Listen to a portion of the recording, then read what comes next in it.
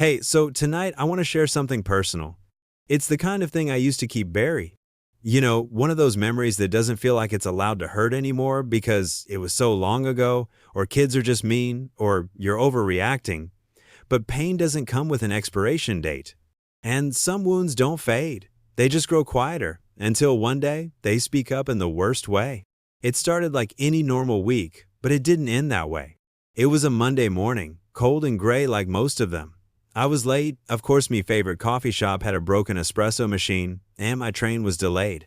By the time I stepped into the lobby of my new office building, I already felt off balance, a little disoriented. The kind of morning where you just know something's going to go wrong, but you don't know what yet. I'd started this job just 3 weeks ago. It was a marketing firm's league, modern, full of people who wore blazers like second skin and said things like brand synergy without cringing. I was new, but hopeful. It felt like a fresh chapter after years of toxic workplaces and being overlooked. This time, I told myself things would be different. The receptionist gave me a tight smile and pointed toward the elevator. "All hands meeting today," she said. "Conference room C." I nodded, adjusted my bag, and stepped into the elevator. As the door slid shut, my stomach tightened. Conference room C was on the 12th floor, the top. I'd only been up there once for onboarding. It was mostly used for executive meetings. When the doors opened, I was greeted by chatter and the faint clink of coffee cups. People milled around, finding seats, checking their phones. I took a seat near the back and started scrolling through emails, trying to seem invisible. And then I heard it. A voice. A laugh. Light, confident, sharp. It scraped across the back of my mind like nails on old glass. I looked up. She walked in like she owned the room, which, as it turned out, she did. A tailored blazer, red lipstick, eyes that scanned the crowd and knew exactly where the power sat. She paused to greet someone, her hand landing gently on their shoulder, and then she turned, and our eyes met. For a second, the room went completely still. I forgot how to breathe, because standing there 13 years after middle school ended was her. Megan Harper, my childhood bully. The girl who once stuck gum in my hair on the bus, who turned my entire friend group against me in 8th grade, who called me muleface so many times it stuck for years. She looked right at me, a flicker of recognition, or maybe I imagined it. Then she smiled, wide, white, and moved on. I sat frozen in my chair, my hands gripping the edge of the seat so tightly they started to go numb. Was this some sick coincidence? Had I misremembered her face? Had she changed? Had I? I didn't know yet, but something primal in Metha Kid, who once locked herself in the bathroom to cry after lunch, was already screaming. After the meeting started, I learned what I needed to know. Megan wasn't just a face from the past. She was my new supervisor, my boss. And she didn't remember me or pretended not to. I spent the rest of that meeting in a strange fog, barely able to concentrate on the slides about Q3 projections or product launches. Every time she spoke, I flinched. Every time she smiled, I remembered something else, her laugh echoing in the hallway as I picked up my spilled books, the way she once read my private diary aloud in gym class. By the time the meeting ended, I wasn't sure what reality I was standing in. Back at my desk, I stared blankly at my screen. Everything inside me was tight and hot, confused, angry, humiliated. I was 29, not 14. I was supposed to be past this. But memory doesn't follow logic. It follows scent, sound, fear. And all of it was back. I didn't tell anyone that day, not my coworkers, not my partner at home. What would I say? "Hey, funny story, my childhood bully is now my boss. Small world, huh?" So I kept quiet. But deep down, something old and unfinished had just been cracked open again. And I had no idea how much it would bleed. I didn't always have words for what she did to me. Not back then. When you're 12, the world is still black and white, right and wrong, friends and enemies. But what Megan did wasn't playground teasing or harmless fun. It was methodical, pointed, cruel in a way that felt personal, like she could see right through to the softest parts of me and knew exactly where to press. She didn't hit or shove. That would have been too easy to explain to a teacher or parent.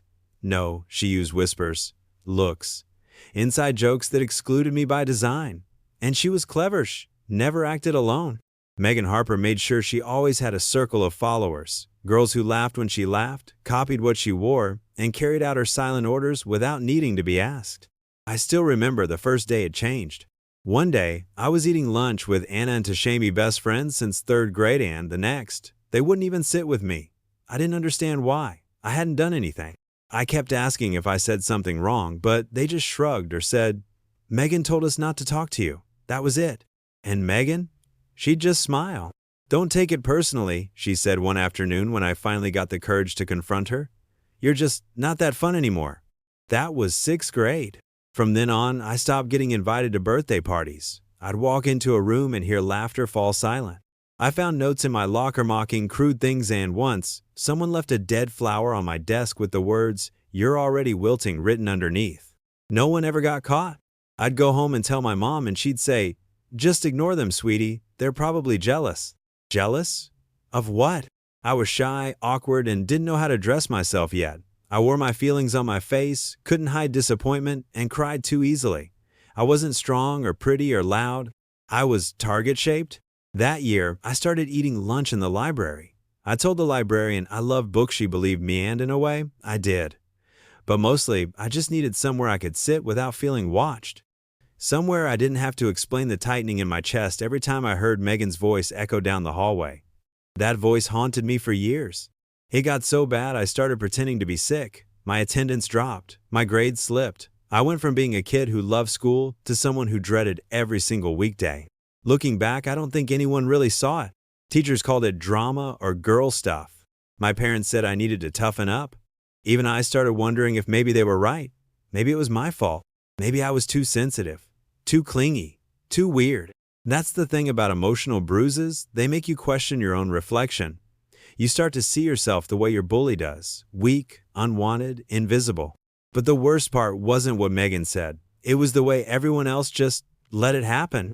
Anna and Tasha didn't stand up for me. The other girls didn't look away. The boys laughed when Megan mimicked my voice. It was like she had rewritten the script of who I was, and everyone played along. By 8th grade, I'd stopped trying to fight it. I shrank instead. I wore clothes that helped me disappear. I stopped raising my hand. I trained myself to smile at the right times, nod at the right moments, avoid eye contact in the hallways. Survival became a kind of performance. I played the role of fine so well that I almost believed it myself. But late at night, when everything was quiet, I'd lie in bed and replay her words. That cruel smile. That way she made me feel like the space I occupied in the world was too much, too loud, too wrong. I think the reason it hurt so much wasn't just what she did, it was how much I believed her. That was the bruise I carried into adulthood. Even after high school, even after therapy, after moving cities and changing jobs, I still flinched when someone said my name too loudly. I still doubted compliments. I still second-guessed every social interaction. Like Megan had installed this quiet little voice in my head that whispered, "You're not enough. You'll never be enough." I thought I'd silenced it. I thought I'd grown past her. Until I saw her standing in that conference room smiling like she hadn't broken me. That's when I realized some ghosts don't show up in dreams. They show up in blazers, holding your quarterly review. The irony was almost too much to bear. After all these years, all that internal work, I had ended up back in her orbit, not just casually professionally. Megan Harper had climbed the ladder of corporate life and was now holding the very position that determined my career growth. The girl who once spread rumors about me behind lockers now held my performance evaluations in her perfectly manicured hands. I don't know how I made it through the rest of that week. Each morning I'd sit on the edge of my bed, my coffee going cold on the nightstand, debating if I could call in sick again without raising eyebrows. But I went. I always went. Because that's what we do, right? We show up. We survive. Even when we're splintering inside. I kept wondering, does she recognize me? I'd changed. My hair was shorter, dyed darker. I wore makeup now. My voice was steadier, my posture straighter. Maybe she didn't make the connection. Or maybe she did and was pretending not to. That ambiguity gnawed at me. One morning, a coworker named Jordan stopped by my desk. He was new too, friendly, disarming in the way golden retrievers are. "You know Megan?" he asked casually. "She's intense, huh?" I didn't answer at first, just nodded. He laughed, leaned on the edge of my desk. "I swear she reads minds or something. I blink wrong. She raises an eyebrow. You ever get that?" I forced a smile. "She's definitely sharp." It was the first time someone else acknowledged her presence as unsettling. But Jordan moved on, oblivious, and I sat there wondering how many of us she'd rattled. One night, after a particularly tense staff meeting where Megan had dissected a proposal I'd worked on for days line by line, in front of everyone found myself walking aimlessly through the city after work. The autumn air was crisp, leaves skittering across the sidewalk. I passed lit windows of restaurants, couples laughing over drinks, a violinist playing on the corner, and I felt like a ghost. It wasn't just humiliation I felt in that meeting, it was something deeper, familiar. It was that same old script: you're not good enough, you'll never be good enough. Except now it wore a blazer and used corporate language to deliver the same verdict. I sat on a bench in the park and texted my old therapist, someone I hadn't seen in over a year. I typed and deleted the message 5 times before finally sending, "Can we talk? Someone from my past just reappeared and I'm not okay." She replied the next morning. We booked a session for the weekend. When we spoke, she asked, "What are you hoping for?" And I didn't know how to answer. Because I didn't want revenge. I didn't even want an apology. I just wanted to not feel 12 years old again. I wanted to stop questioning my worth every time I heard her heels click down the hallway. She told me something that stuck. Closure doesn't always come from the person who hurt you. Sometimes it comes from reclaiming the narrative. I sat with that for days. And I started digging through old journals, trying to remember who I was before Megan twisted me into someone smaller. I found an entry from 7th grade. It said, "I want to be a writer. I think I'm good with words. Megan said my story was boring, but I don't think that's true. I hope I can prove it someday." Reading it felt like holding hands with my younger self. She wasn't boring. She was brave. She kept writing even when no one was listening, even when they laughed. And I'd forgotten her. That was the worst part. I had let Megan win out because she was still in my life, but because I'd let her shape the parts of me I'd stopped loving. I'd carried her voice longer than I ever meant to. So I started writing again, just for myself. I wrote about those years, about the hallway humiliations and the lunch table silences, about the ache of not being chosen, the shame of being called too sensitive. And slowly, the fog started to lift. Not because anything changed at work. Megan was still Megan. But I was starting to remember who I was without her shadow. It was a Thursday morning when I heard her voice again, closer this time. Not in a meeting, not across the office floor, but just behind me in the hallway outside the break room. I'd just poured a cup of lukewarm coffee, waiting for the machine to cycle again, when I heard her laugh. Not loud, not forced natural, like she was happy, comfortable. That laugh. It had followed me through dreams and middle school hallways, warped and distorted by memory. But here it was, unchanged. I froze, coffee sloshing slightly in the cup, and felt my chest tighten. Then she walked in. "Morning," she said cheerfully, as if we were coworkers who'd known each other for years. I managed a quiet, "Hey," without looking at her. She stepped beside me, reached for the sweetener packets. I caught a faint trace of her perfume, sharp and floral, like gardenias with too much sugar. I remembered that smell. She used to wear body spray in middle school that gave me headaches. "Big day ahead?" she asked, still casual. Was she making small talk, being polite, or testing me? "I guess," I murmured. She glanced at me. "You've been doing great, by the way. I really like your pacing on the Dixon account." I blinked. Compliment from her? It threw me. I gave a tight smile and nodded. "Thanks." And just like that, she walked away, heels clicking down the tile like punctuation marks in a language only she understood. It was the most normal exchange I'd had with her since the day I realized who she was. But instead of feeling reassured, I felt more unmoored. Was she being genuine? Was it possible she really didn't remember me? That our entire shared history had been erased from her side? I went back to my desk and stared at my screen, the document open, cursor blinking. That interaction played on repeat in my mind all day, and a strange part of me, shamed, desperate, wanted her to remember. Not because I wanted revenge, but because I needed acknowledgement, proof that it happened, that I wasn't crazy, that I wasn't clinging to some exaggerated version of the past. Later that afternoon, our team had a brainstorming session for an upcoming product launch. Megan led the meeting, her energy focused and commanding. She praised Jordan's concept. She asked questions. She nodded as I presented my draft slides, even smiled once. It felt wrong. She was being too nice, too professional, like none of the past ever happened. Like she'd never called me names, never erased me from my own circle of friends, never made me eat lunch behind the library stacks because the cafeteria became unbearable. I left that meeting with a storm in my chest. That night, I opened my journal and wrote something raw. "I'm so tired of waiting for her to remember. I want to scream, 'You did this to me. You made me question my worth for a decade, and now you get to forget?'" The next day, I decided to test her. Not in some dramatic, confrontational way. Just a nudge. I walked into the break room where she was alone, scrolling on her phone. I said casually, "Hey, did you grow up around here?" She looked up, smiling. "No, actually small town, couple hours away. Why?" I swallowed. "Just thought you looked familiar. Did you go to Eastbridge Middle School?" A beat. She tilted her head, eyebrows pinching slightly. "Wow. Yeah. That was forever ago. You too?" I nodded slowly, my heart thudding so hard I could feel it behind my eyes. "That's wild," she said, laughing softly. "Small world. What year?" "Same as you," I said. She stared for a second longer, lips parted, thoughtful. Then, "I feel like I'd remember you." It felt like a slap dressed up as politeness. I smiled. "It was a big school," I said. She nodded. "Yeah, middle school was weird, wasn't it? Kids are awful." Then she went back to her phone. That was it. The moment passed. She didn't remember, or didn't care, or maybe chose not to remember. And I sat there, coffee cup in hand, pretending my chest wasn't unraveling. She got to forget. And I didn't. The worst part of working under Megan wasn't the overt power she held over me. It was the invisible undercurrent, the tension of never knowing when the past would suddenly flicker into the present, or when a word, a look, a half-smile would send me reeling into a memory I thought I had buried years ago. By now, I'd stopped hoping for some grand moment of recognition. She didn't remember, or she pretended not to. Either way, the burden of memory was mine alone to carry.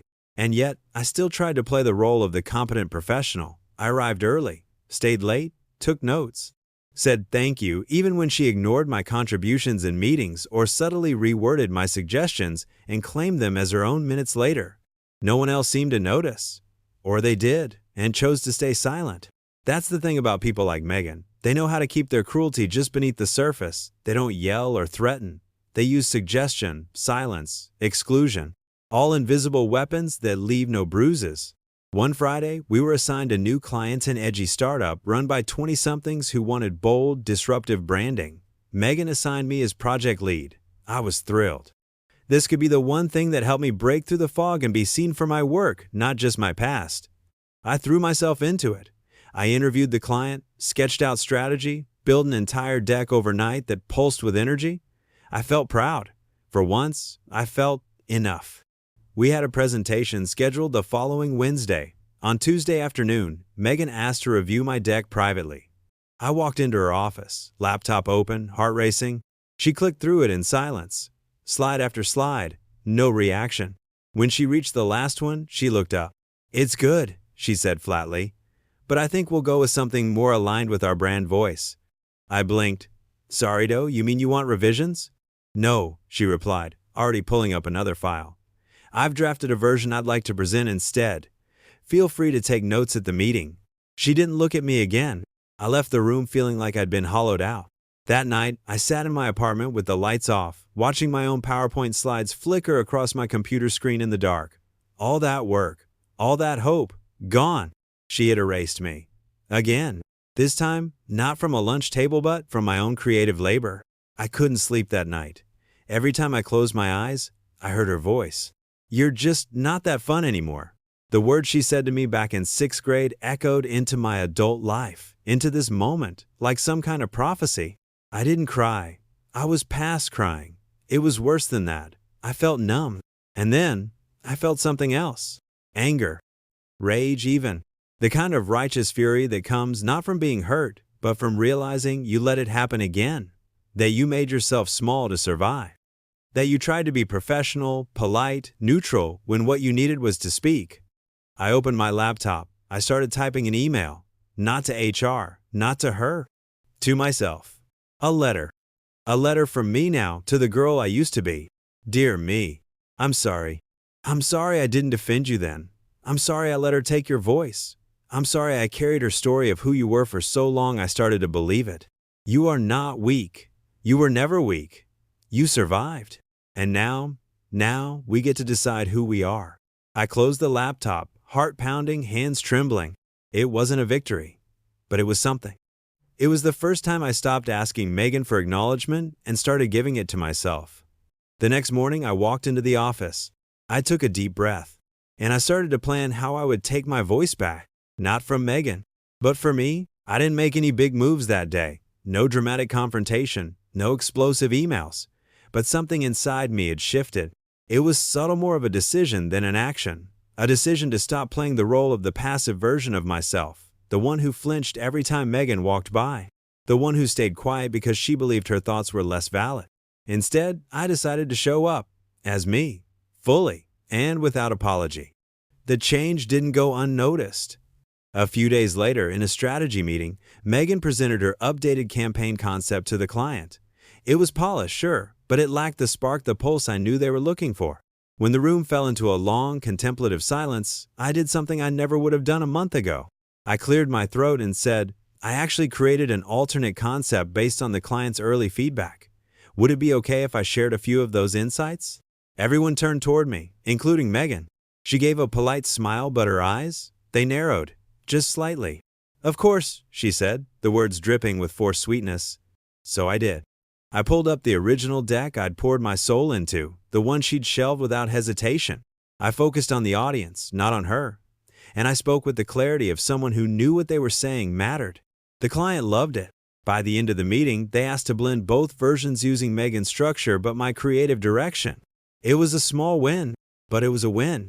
Afterward, Megan didn't say anything. She simply walked out of the room with her notebook held tightly to her chest, her jaw a little tenser than usual. And then the real game began. It wasn't obvious at first. It started with small things, a calendar invite I was excluded from, a team email where my name was conveniently left off, projects I was suddenly too busy to handle even though no one had asked me. At first, I thought I was imagining it. But then I overheard Jordan at the printer. She's been weird lately, he said to another colleague, especially around my name. You notice that? So it wasn't just me. That made it worse, somehow, because I wasn't crazy. She was doing it, again. And this time, we were adults, grown professionals. Yet the same patterns repeated like a song I'd never been able to turn off. I tried to talk to her once. I sent a meeting request with a vague subject line, quick catch-up? She accepted. When we sat down in a small glass-walled office, I tried to keep my voice calm. I just wanted to check in, I began. I've noticed a bit of distance lately. If there's something I could be doing better, I'd really appreciate the feedback. She blinked, then smiled. I think everything's fine, she said in that same syrupy tone. Maybe you're just overthinking things. It's a stressful quarter. And there it was. The gaslight. The subtle invalidation.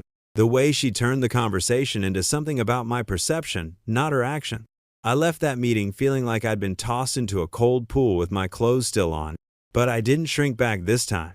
Instead, I started documenting dates, emails, exclusions. I kept a quiet little record of it all, not because I knew what I was going to do with it, but because I wanted proof. Not for HR. For me. Proof that I wasn't imagining it, that it was happening, and that this time I saw it for what it was. One night, I stayed late. The office was quiet, lights dimmed. As I gathered my things, I noticed a notebook had been left in the conference room. Curious, I peeked at the cover. It was Megan's.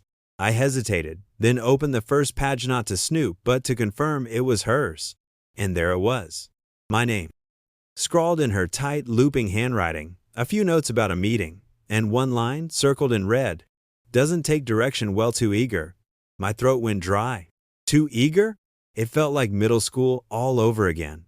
Every compliment I'd ever earned, every success I thought I'd claimed, reduced to a single bitter line in her private script. But I didn't take the notebook. I didn't confront her. I didn't even mention it. I just closed it, left it exactly where I found it, and walked out. That night I stared at my ceiling for hours. The rage burned low in my stomach. And then I whispered out loud, to no one. I don't care if she ever sees me clearly. I care that I do. And with that, I made the next big decision. To stop letting her take up space in my head. Not by forgetting, but by refusing to let her define anything anymore. Because people like Megan, they only win when we believe their version of who we are.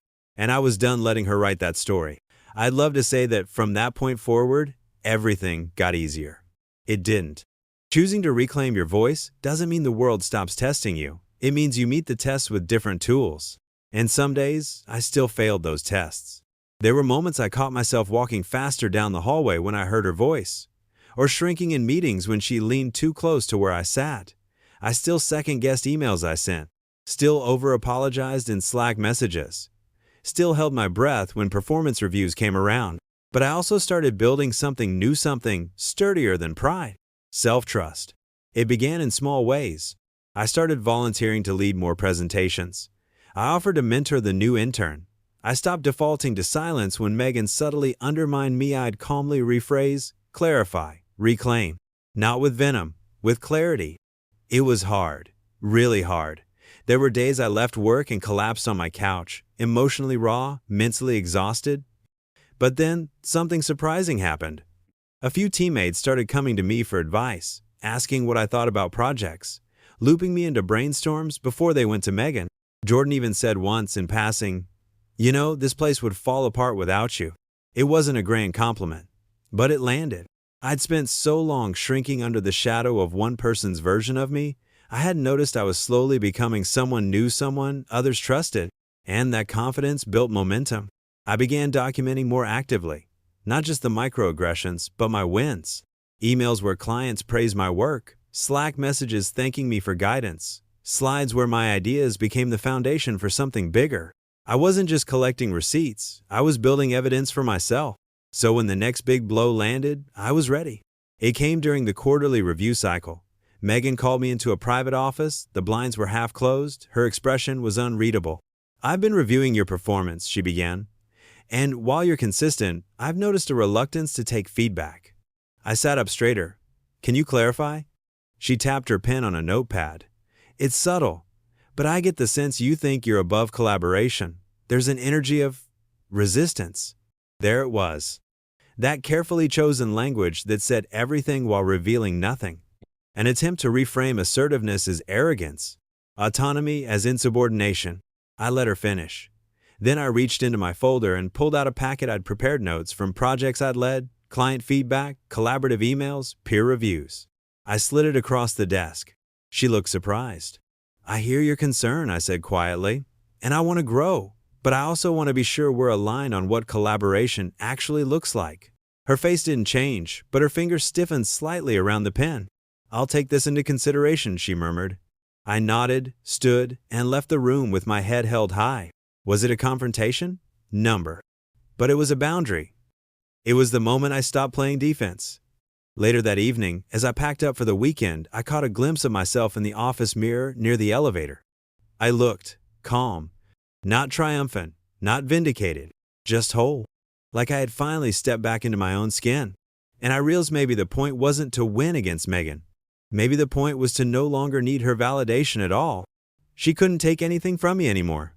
Because I had finally decided what I was worth and I didn't need her to confirm it. The day I snapped wasn't a meltdown. It wasn't a shouting match or a dramatic walkout. It was quiet, controlled, precise. And maybe that's what made it so powerful. It happened in the middle of an all-hands team meeting, a regular Thursday check-in where project updates were shared, goals reiterated, and wins were celebrated. I'd been working late nights on a client launch we'd fast-tracked at Megan's request. She'd trusted me with more responsibility, she said, which really meant she handed me a mess of vague directives, then ghosted on every decision until the last minute. Still, I showed up. I filled the gaps. I stayed sharp. I even earned an enthusiastic thank you from the client's CEO during our wrap-up call the day before. So when Megan stood in front of the team and began her recap, I waited. She talked about how successful the launch was. She mentioned tight deadline. She praised the client for being a dream to work with. She even joked about how her late nights were finally paying off. But she never said my name. Not once. I sat there staring down at my notes, my heart thudding in my ears. I waited. Maybe she was building up to it. Maybe she just forgot. But when she moved on to the next topic, like I hadn't just carried an entire campaign on my back, something inside me cracked open. I raised my hand. It wasn't planned. It wasn't rehearsed. She paused. "Yes?" And I said calmly, steadily, "Just to clarify, are we referring to the Winslow launch? The one I led?" Silence. Half the room looked up from their notes. A few people glanced between us. Megan's expression froze. "Yes," she said, measured. "Of course. You were part of the team effort." "Right," I said. "Except I was the point person. I coordinated creative, handled client approvals, and resolved the vendor issue that nearly delayed the campaign by a week." There it was. My voice. My presence. My truth. She gave a tight smile. Yes, you did contribute significantly. And I let the silence hang, not because I needed more praise, but because I needed the room to see, to hear it, to feel what it was like when someone tried to erase you in plain sight and you stood your ground. The meeting moved on, awkwardly, but the tone had shifted. Afterward, Jordan stopped by my desk. "You good?" "Yeah," I said. He grinned. "That was badass." I smiled. "It wasn't meant to be." He shrugged. "Maybe, but someone needed to say it." And that was the moment I realized something crucial. It wasn't just about Megan anymore. It was about every time I'd let someone diminish my work because I didn't want to seem difficult. Every time I'd bitten my tongue to stay likable. Every time I swallowed the truth because I was afraid of being seen as too emotional, too loud, too much. This was bigger than Megan. This was about me. Later that day, Megan called me into her office. I expected tension, but what I got was calculation. She sat down, legs crossed, voice even. "I hope you know I wasn't intentionally excluding your contributions this morning." I met her gaze. "I know what I contributed. I just wanted to make sure the team did too." Another pause. Then she said, "You're becoming very assertive." It wasn't a compliment. It was a warning. "I'm becoming very honest," I replied. And I watched something flicker behind her eyes, a tiny fracture in the mask. She didn't speak after that. I walked out of her office, not triumphant, but clear. Clear that I didn't need her permission to take up space. Clear that no amount of silence could shrink me again. And clear that I'd crossed an invisible line. The old version of me would have backed down. But that version was gone. I didn't walk into HR with shaking hands or a rehearsed monologue. I walked in with a folder. A folder filled with timelines, emails, meeting notes, and journal entries, me quiet evidence. Because after the meeting where I stood up, things shifted in ways that were impossible to ignore. Megan didn't lash out. She didn't yell. That would have been too easy, too visible. Instead, she turned up the temperature by just a few degrees, enough to boil if you weren't careful. Suddenly, I wasn't being invited to client calls I was supposed to lead. Slack messages went unanswered or answered hours later with clipped responses. I was given fewer projects but expected to report more often. She called my tone defensive in one-on-ones, said she felt tension, but couldn't quite name the cause. Every tactic was subtle, calculated, designed not to be provable, but to wear me down inch by inch. It worked, for a time. I started waking up with chest pain. I avoided lunchrooms. I turned down invitations. I cried in the elevator twice, but I also kept documenting. I trusted my own perception. I clung to the facts.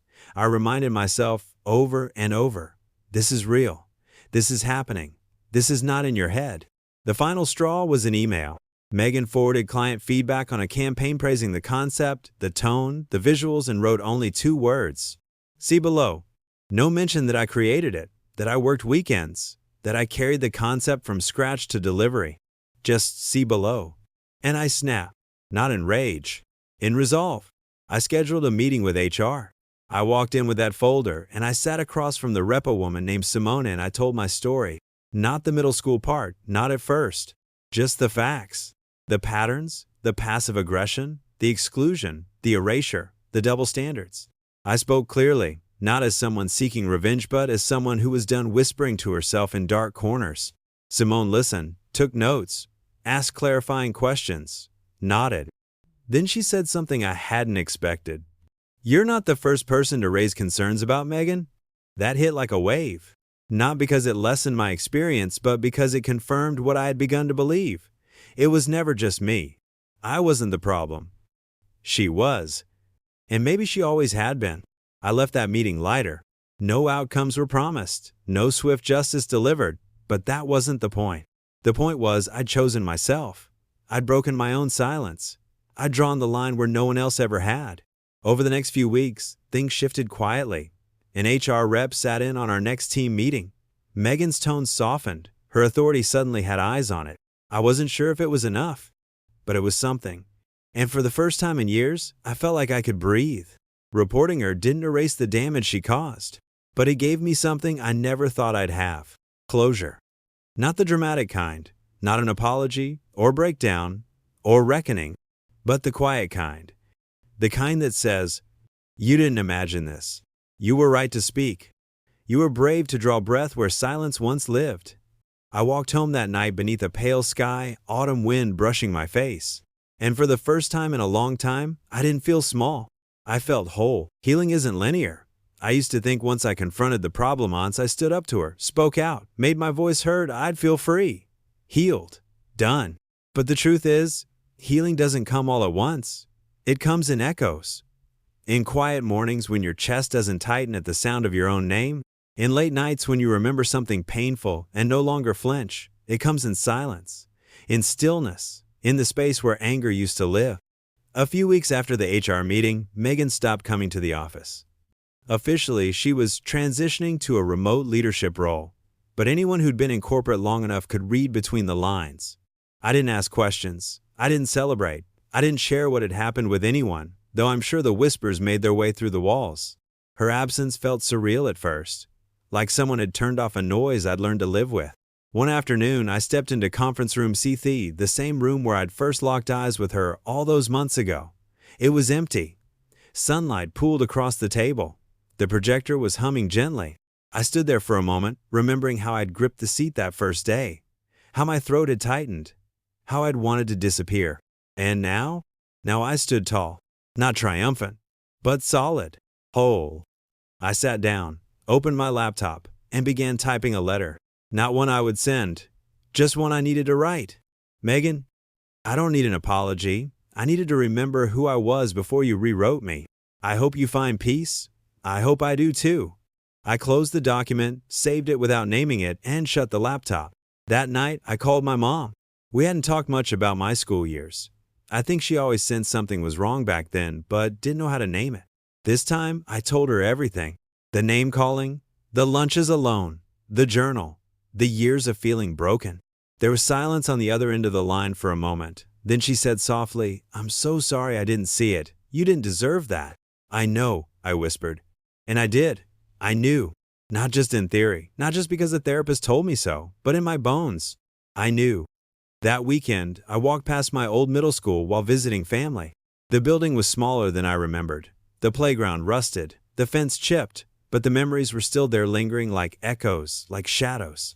I didn't go inside. I didn't need to. Because I wasn't that girl anymore. I was the woman who came back, who stood up, who remembered herself. And I realized something else.